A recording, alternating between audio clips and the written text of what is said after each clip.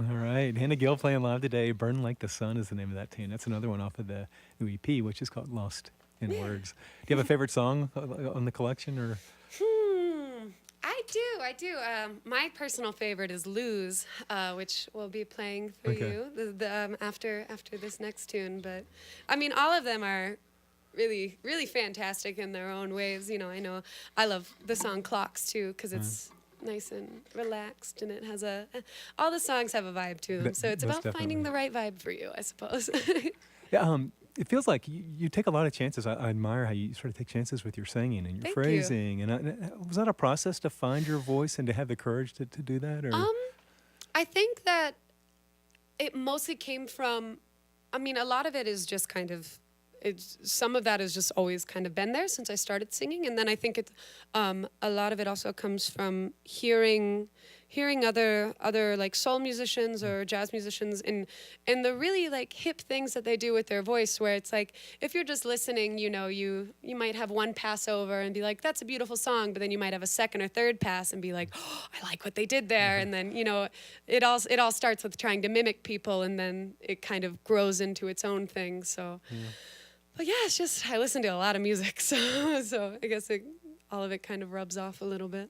yeah, who's in your band again? Because the band is awesome. Yeah, so we have Ian Halubiak on guitar All right, and Ian. Wayne Tucker on trumpet and vocals. Yeah, so I was wondering with the trumpet player with Wayne. I would think it'd be liberating in a way, but it just need guitar, voice, trumpet. But also, is it intimidating, like knowing how to fill, not doing too much? No, it's actually a situation I'm really used to, but just generally speaking, I feel like it's like a game of cat and mouse or of like supporting someone so that they can sound the best that they can sound. So sometimes it feels like the song needs a little bit of playfulness. So she'll sing something and I might play it back to her, or I might play something that's just a little bit more developed than what she played to send her to another place.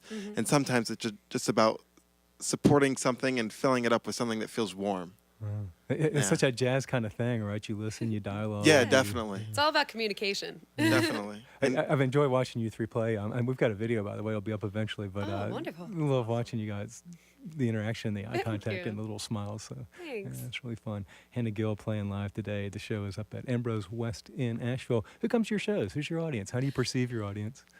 Well, there are, all my family lives down south, so for these shows, I've got Okay. all my family coming out.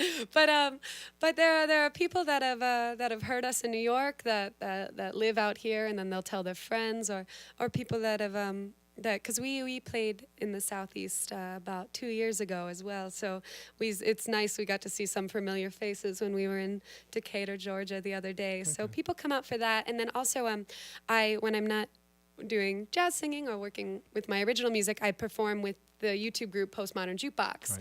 And so they're wonderful. They've taken me all around the world and things like that. So that's lovely because I have my videos with them, and because of those videos, it gets people out and they say, oh, I like the way her voice sounds on this, and then they click over on my Spotify and then they're like, hey, I like this too. I'm going to come out and see it. And So- those videos they're massively popular. yeah, it's ridiculous. Yeah, they've definitely got quite a following, and the fans are very sweet. So anytime that I have somebody come that listens to PMJ, or they've seen PMJ in concert and want to come out and see some original music, they're always very kind and just I think we bring out people that just love listening to music, and we love playing music, and then when we all get to collide and talk, it's always a really pleasant experience because we're all just people, and it's always really nice to make friends and meet people that appreciate the same things that you do, and that's something that getting to play around the States really helps accomplish. Right.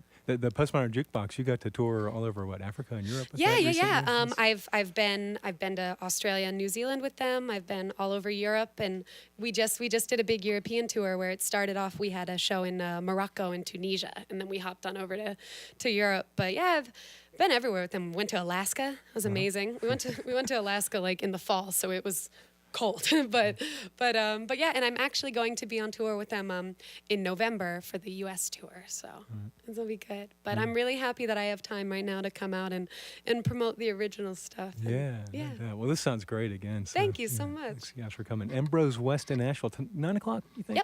Yep. something like that this evening. So cool. Let's get another song. Yeah. So this next one that we're gonna do, it also holds a special place in my heart because it was one of the first, or actually, it is the first song I ever completed writing.